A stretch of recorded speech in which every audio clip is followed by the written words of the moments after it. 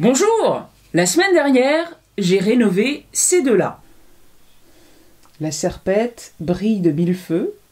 J'ai poli le manche. Et je crois que c'est mon plus beau marteau. Mais dorénavant, les autres vont certainement passer sous peu par le même traitement.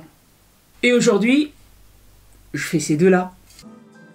Je commence par la plus petite des deux feuilles. Son manche est en Cities. Ça fait déjà quelques semaines que mon appareil photo me joue des tours, et ce jour-là, c'est le pompon. Malheureusement, il n'a pas enregistré tous les plans que j'ai filmés. Par exemple, là, vous voyez que le morceau de bois a déjà 2 tenons. Il faut transpercer le manche de part et d'autre, et c'est mon premier challenge. Les mèches sont tout juste à la bonne longueur.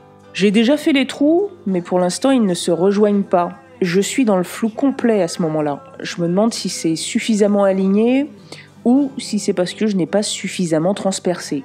Je fais tenir la mèche dans le mandrin avec le minimum possible et au bout d'un moment, ça marche!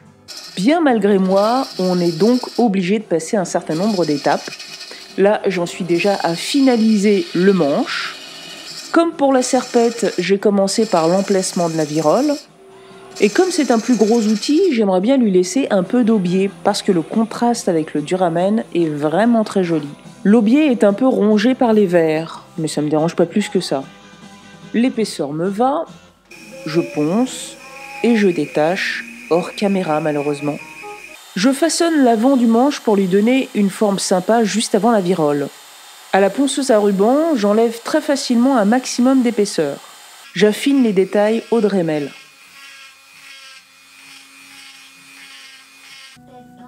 J'expliquerai le creusage du manche sur la deuxième feuille parce que c'est assez intéressant. Mais malheureusement, là, je n'ai pas grand-chose à vous montrer.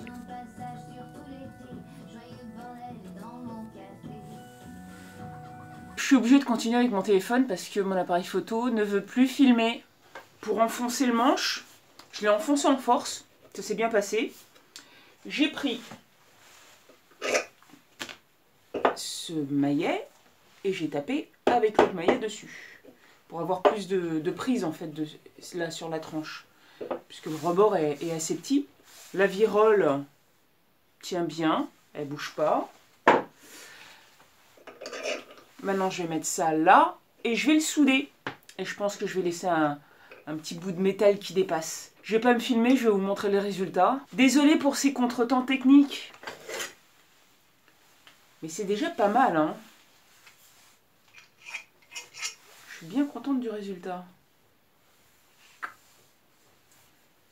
Bon, je ne l'ai pas fait comme je voulais précisément. C'est dommage que je ne l'ai pas filmé parce que franchement, ça a été épique.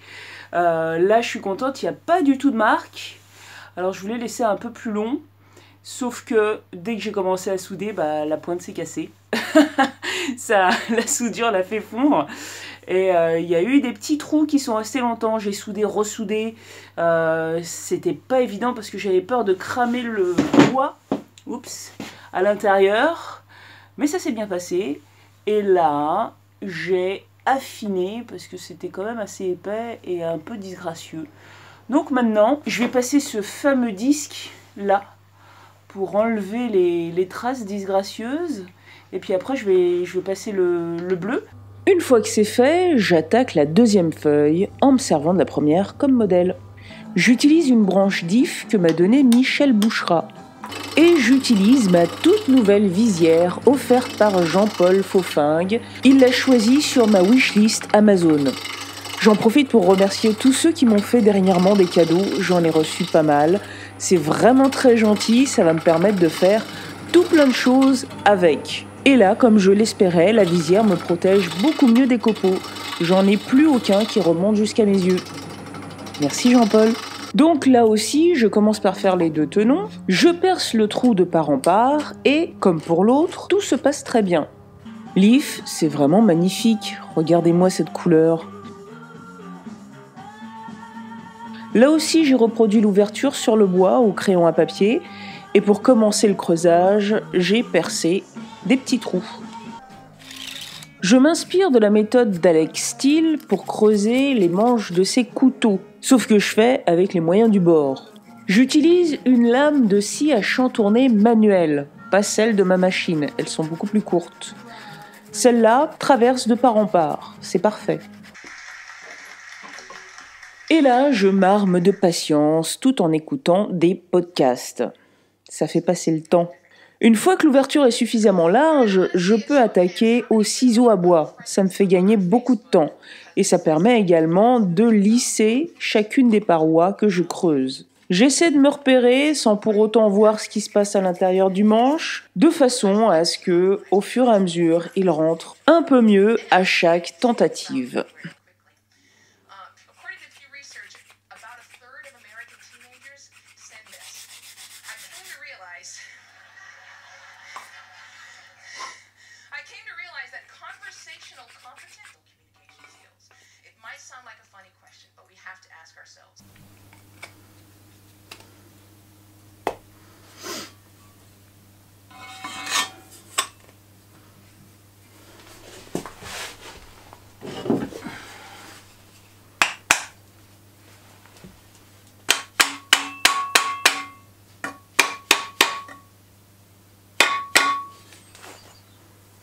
Hey!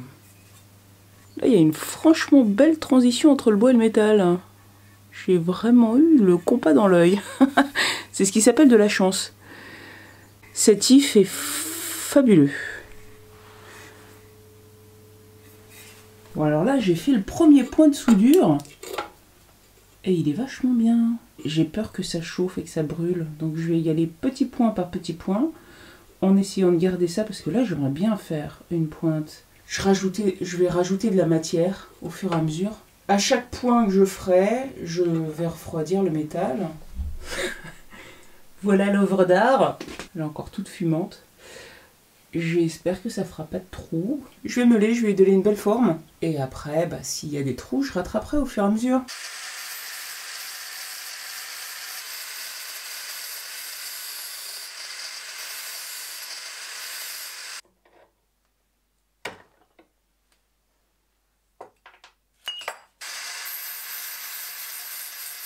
Voilà, l'ébauche est là. Mais il y a plein de petits trous qu'il va falloir que je comble. Et ensuite, je finisse de donner la vraie forme très jolie que j'ai envie d'avoir. Ça va être sympa. Et comme pour l'autre, je vais enlever de la matière là, ici, pour que la transition soit plus belle avec le manche. Bon, le truc, c'est que du coup, il est un peu plus terne le manche. Il est moins brillant que tout à l'heure. Mais ça, je vais le ravoir normalement. Hey hey, voilà le résultat! Il y a un tout petit point là. Mais franchement, je pense que je vais vivre avec. En revanche, ce qui me gêne, c'est ça. C'est devenu tout noir ici. Et je pense que c'est à cause de l'humidité qui est descendue le long du manche. Parce qu'à chaque fois, évidemment, je trempais ça dans de l'eau pour refroidir. Mais je pense que en ponçant... Enfin, je vais essayer des trucs. Je vais voir. Ça devrait partir. Et là, j'avoue que je suis assez contente avec le... C'est un peu excentré, mais en réalité, j'aime bien. J'aime bien et ça rebique un peu. C'est pas mal. Je prends un de ces disques à lamelles fibres pour nettoyer le bois. Et ça marche. J'en utilise un tout neuf, évidemment. En fait, c'est pas mal du tout. On voit un trait noir, mais je pense pas que je vais aller plus loin que ça. Je vais maintenant poncer avec un grain de 240. Ça fait quand même des toutes petites facettes, mais voilà. En ponçant, je vais rattraper le tout. Là, le plus important, c'est que j'ai enlevé la coloration. Mais je pense que ça va être vraiment très très propre. Ça va être cool. Maintenant, j'enlève toutes les marques et commence à faire briller le métal. Je protège le bois avant de polir, ça salit beaucoup.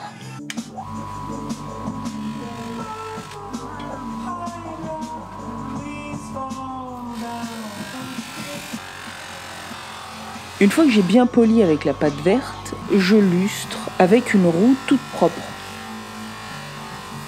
Et là, j'entame le long ponçage final pour enlever toutes les petites traces. Et là aussi, parce que c'est comme ça, j'unifie la couleur. J'ai réussi à tout avoir, trop fort. On voit même pas. On voit une très légère ligne ici, mais franchement, faut être prêt, hein. Et pour la finition, je mets de l'huile d'abrasin. Plusieurs semaines plus tard, je polis le bois, ce qui le fait briller et lui donne une apparence de vernis. Alors je vous les montre d'aussi près que possible. Celle-là, c'est la plus petite.